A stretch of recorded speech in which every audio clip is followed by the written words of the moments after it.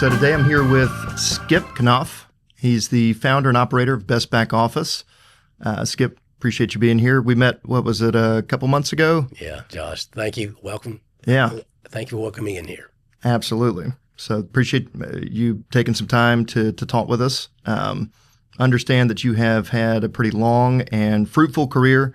Started off in insurance. Why don't you kick us off just by telling us a little bit about your background and your career history? Great, thank you. Well, it's exciting to be in here. I always wanted to be in the podcast world, and it's fun. So on my career, going back after I got out of school, I really found my way to, my dad had an insurance brokerage firm, and I didn't, as a kid growing up, didn't know what that was. Mm-hmm. It's his work, okay?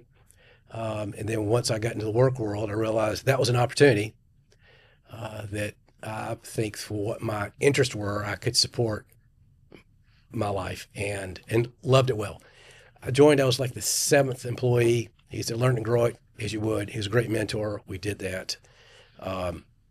And as I grew the company, there were so many things that I thought I knew, and I realized I had no clue.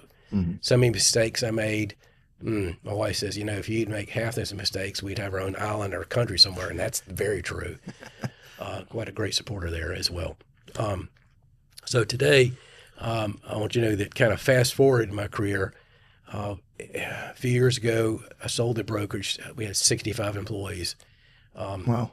Covered most of the Southeast, Carolinas definitely, but the Southeast, helping contractors and manufacturers, distributors with their comprehensive insurance needs, be it property, liability, workers' comp, employee benefits, bonding, the whole gamut.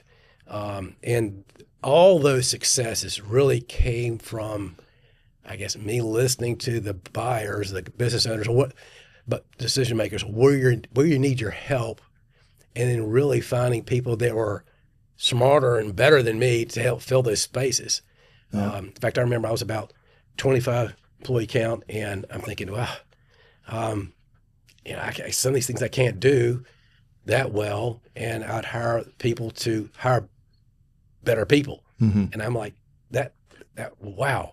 And yes, my success is the fact that it is working with others that are so much better. And I found that when I found the need that we have, defined that very clearly, our needs, mm-hmm. at Knauff Insurance, that in the marketplace, when we find people that have the, not necessarily skill set, but the culture, the person inside that matches what we're needing, right? That's really good. It's never perfect, but then we had profile tests to help on that as well. But when we find somebody that really can line up, then they're doing what we want done, and it's a win for all. Yeah. So in the industry, as we were growing up in the marketplace, there was a competitor that seemed to be coming in the marketplace, and it was called a PEO, which stands for a Professional Employer Organization. Mm-hmm. Didn't really know what that was, but I knew they could take some of my business, and they really didn't. But I should have leaned in more to find out what that was, mm-hmm. rather than just being a competitor. So life went on. As I said, we sold the brokerage, and I've worked in the area of being a coach, mentor for businesses since then. And most recently, I've looked back to where I've enjoyed the past of helping with the business insurance, the risk management, because that need still is growing stronger and stronger out there. And yes, leaned into the PEO world, what that mm-hmm. was. And I've missed so much. And so now I've been applying that to my new organization. It's called the Best Back Office. Again, the front office is all the sales. The back office is what you're handling your insurance, your payrolls, all those things. And what a PO does is brings the best for the business owner. What do I mean by that? Well, today, most businesses are buying their insurance with a really smart insurance agent or broker that's doing a really great job of going to the marketplace, getting the group medical or workers' comp, but they can only use what the employer has, and that's based on their number of employees. Mm-hmm. And that's whether it's 25, 55, whatever employees. Mm-hmm. And that's all they got. And that's a retail base, and that works to that point. And with the fact that a PO can take that number and go up to 200 or 300,000 employees, that's a wholesale. That's a whole new way of looking at things for price structure. Right. And so you should see a significant rate reduction, which is great. But I think sometimes we're seeing that more important is that cost reduction. Initially, is the fact that you're able to stabilize that cost of labor, your insurance dollars, more so over the years, and that's the big win as well. But not everybody qualifies. Gotcha. And that's one thing that I love doing at Best Back Office is help to rehab those companies that didn't make it as well. Mm-hmm. I mean, you could be because of your demographics on the employee benefit side, and there's ways to modify or help improve that some. It can be limited, but that can happen. And on the workers' comp, it's definitely on the claim side, and it's roll up your sleeves and looking inside, why did that happen? And there are the ways to prevent or eliminate that from happening again, to have a closer, cleaner, healthier look at that. So that's where the Best Back Office is now. And I'm enjoying it a lot. Good. That's important, right? Yeah. You enjoy what you do all day, every day. Yeah. And you've earned that at this point after 32 years. Yeah. So you should get to do what you like to do. Going back to the kind of the target audience or the ideal customer for a PEO, can you explain that a little bit? Yes. So you would have 5 to a little over 100 employees. The sweet spot's probably that from 15 to 55. Mm-hmm. Any trade. Now, every PO is specific in their own needs. Mm-hmm. Some want the blue collar, some want the white collar, some want tech. And geographically, they're kind of labeled as well. But since we're an independent broker, we're a matchmaker. Mm-hmm. And we find out what the employer does, how many employees they have, what kind of work they do, where geographically they're located. Then we find of the 345 POs out there, what are the top 20 so that are best in class, and bring that to the table. Okay. So you're not really looking for a specific size company. You've got a sweet spot, maybe 10 to or 15 to 100 or so clients or employees, I should say. Doesn't really matter geographically, doesn't really matter industry, because you can match them up with the right PEO. Am I saying that right? You're matching them with a PEO? Okay. Interesting. So what have you learned in the last couple of years about that as you've gotten into it fully? You know, you were aware of it before, but what have you learned in the last couple of years about that industry? Most people don't know about them. Mm-hmm. I'd say when I talk to business owners, 75, 80% never heard of them. Mm-hmm. On the HR side, CFO side, more so have. Yeah. I'd say 30% have tried it once, it didn't work. Okay. And then there's some reasons for that. There are 3 of the largest POs that dominate 80% of the marketplace. Okay. Now, they're really good at what they do, and they're really expensive at what they do. Okay. And so the expense cost kind of knocks out those that didn't join them. Mm-hmm. Okay. And so going back to that 30% that it didn't work. Right. Why didn't it work? What usually is the issue? A cost factor. Yeah. They were thinking they're going to save a lot, and it turned out to be nominal. And that sometimes is timing. I mean, 3 years later, they could be saving a lot of money. And so what we do at no cost to the prospect is we, with one application, not 20, but with one, saving them time with uniform application, we take all that information, go to all the best of class POs, and give them an Excel spreadsheet. Look, you're going to save this much, this much, this much, and over here they need you to pay more to go with them. Where do you want to go with this? Right. Okay. So true matchmaker, you're taking a standardized application and then seeing comparing rates. Right. Gotcha. That's great. I guess what if you could just say one thing to your prospective clients out there, or just business owners or decision makers in general, what would you tell them is the biggest misconception about PEOs? The one that I had, and that would be that because it's legally, you can't get a bunch of companies together just to buy insurance. All right. And so POs came together and said, let's do this. We're going to provide payroll services. That's fairly generic. And then we can build on, you can buy employee benefits or workers' comp or both. 90% buy both, either one. But you got to buy the payroll. Right. Okay. So, all right, victory there. And that, I think that worked with them for a while. And I'll come back to your question. But to make things more glorious, they've added some HR services that are really sweet. It's concierge HR. I mean, it's like white glove everything. You got issues with compliance needs or job descriptions and all that stuff going on that's changing out. The government's like push, push, push. They handle it all for you. Okay, done. Great. Plus, they assume the fiduciary responsibility. That's a big lift off the shoulders. Yeah. Because as an employer, you're doing your best. You don't know it all, but you're responsible for do it all. They take that load off of you. That would be welcome relief. Yeah. Okay. Especially on the benefit side. Now, looking at your question, what's the misconception?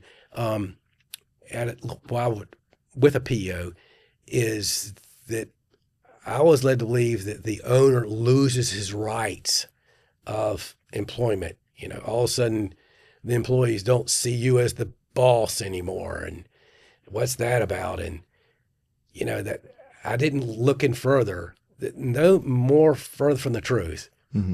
There's a legal agreement to co-employ these employees. But as the boss, you still hire and fire. You still run the front office. You do all that as you ever have and ever want to. Yeah. You do all that. I didn't hear that then. But you run the company as you want. The difference is on the back end side, for the back office side, they give you the best back office. Compliance, check. If you got a question on concerns with employees or whatever, call them. It's not like you're calling an outside vendor. You're calling a teammate. They really want to help you because we're on the same team. Right. I like that. And I found that those companies that have joined a PEO never leave. One, why are you going back to retail rates? They like the wholesale rates. And two, they got, I use the word addicted to the service support for the HR. In fact, many of them just say, look, you got a question on vacation or what, call them. They got the answers. And it does allow a lot of free time in the HR team in the office to do other projects and programs they need to get to. Because these questions, while they seem minute and tiresome from the employees, are critical to them. They want to know about vacation time. They want to know about this issue they have with their health care. Great. They're the answers. The PO's got it for you. We're a team in this. So does the PEO, we've talked about payroll and we've talked about some of the benefits. Do you get into all the HR areas, compensation and policies and all of that? Yep, the whole bucket. I think most companies that are 15 to even a little bit over 100 employees just don't have a lot of those things in place. Do you help get those things in place? Do it all. That's huge. Do it all. Yeah. It is to think of when you're starting a company, you've got your vision of what you want to do, product or service you want to sell, make these great things happen. What you don't think about is all the stuff you have to do in the back to make those good things happen. That's important, okay? And so this allows you to focus on what you're there to do in the first place. And whether a manufacturing, construction, distribution, technology, whatever, that's your go do it. Mm-hmm. And you'll get lift from the back with this help. Yeah. It costs you less, and it's a better product for service. I mean, why would you not? Right. Well, and the cost savings are great, but I think the growth, and I'm in growth marketing and consulting. A lot of times the growth is impeded because of the operational things that when you start a business you don't even think about. Right. And then all of a sudden you've got 20 employees and you're trying to put together policies and figure out maternity and paternity and benefits I didn't set out to do that, right? Yeah, so right. I think a lot of business owners are in the same spot. And then you find yourself in that 40, 50 range, and now you've got a layer of middle management, but you probably still don't have that dedicated HR person that's aware of all of these policies. So you realize at some point that your policies, nobody's really looked at from a compliance standpoint. And then you get out of that small business category. And so you are actually liable to make sure that those policies are in place and accurate. And I could see that being a big help. Yeah, for sure. And in no way does this replace anybody in HR. Right. But it keeps you from having them overloaded, or maybe from having another part-time person. It becomes the HR person's best friend. Right.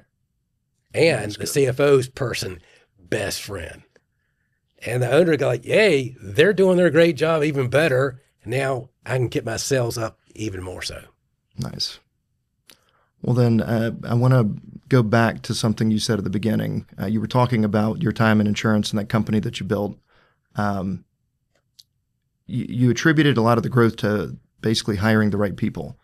And you kind of referenced some psychometric testing and things. Tell us just a little bit of the secret sauce there. What did you find over the course of 30 years?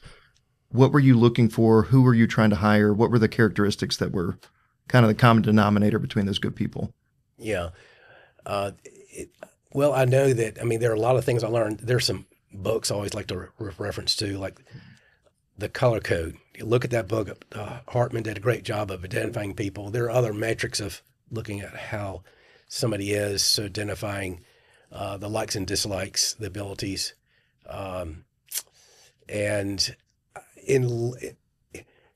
It's always, if you ask the right questions of who you're interviewing and you know your needs, then you can identify that need and desire gap. Looking at your customer, if you ask them not just one question, but it's that third and fourth question behind that, then you're understanding really where they need help. Mm-hmm. I found that there are two parts to that. One, the areas they know. I need help, A, B, C. Great, got it. And then there's a X, Y, Z they have no clue about. The blind spot. The blind spot. And so it's those deep falling questions that gets them to like, well, yeah, and yeah, and yeah. And then you uncover the whole alphabet of for then where they need help. Mm-hmm. And also I find in growing the company, we didn't limit our field or box to just insurance and risk management. Mm-hmm. We looked at other areas that affected the company's position. In other words, we asked, how's your banking relationship? How's your accounting relationship? Who are your strategic players? Who are you working with? Mm-hmm. And I would say there's always one or two that wasn't a perfect fit. It could have been they outgrowing them or whatever the deal was. And so we had gone in the marketplace and found other resources that would match up. And again, we're a matchmaker. In no way looking to profit from that, except for the growth through the client that we have. Yeah. And that was fun. Okay. It still is.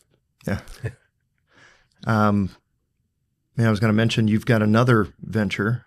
Probably you have 3 or 4 others that I don't even know about, but you've got True North Business Consulting. That's right.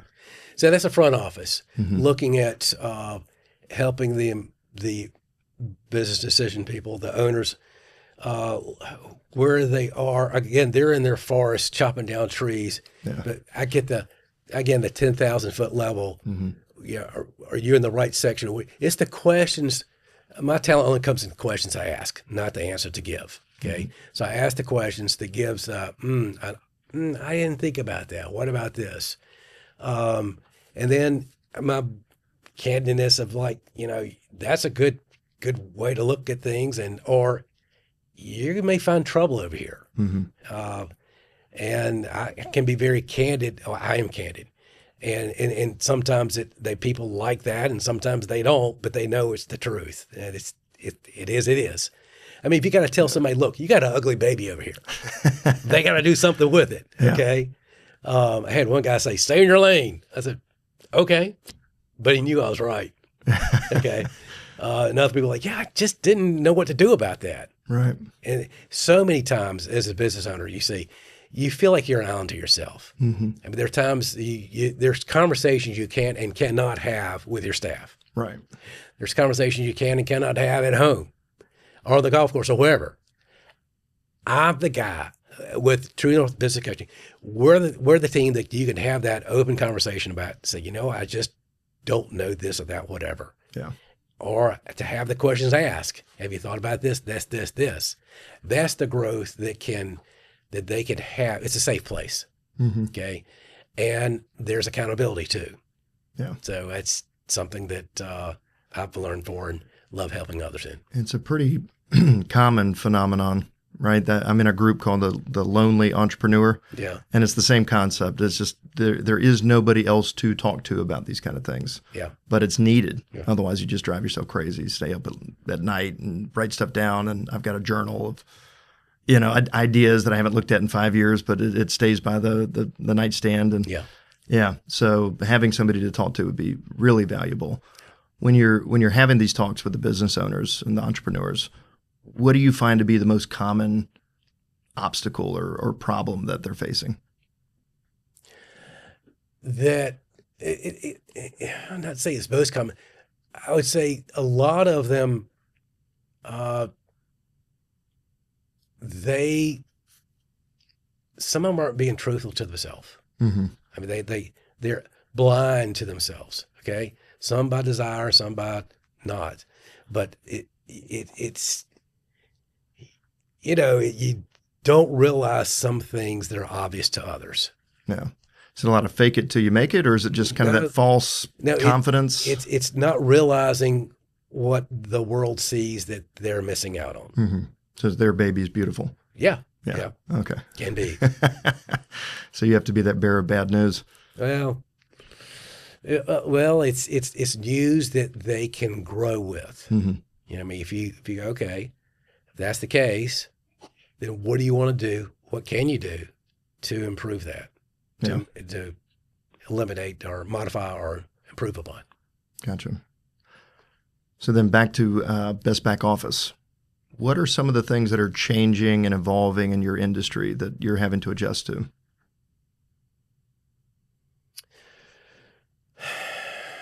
And don't say AI, because everybody's... Yeah, I know. That is a wicked in itself.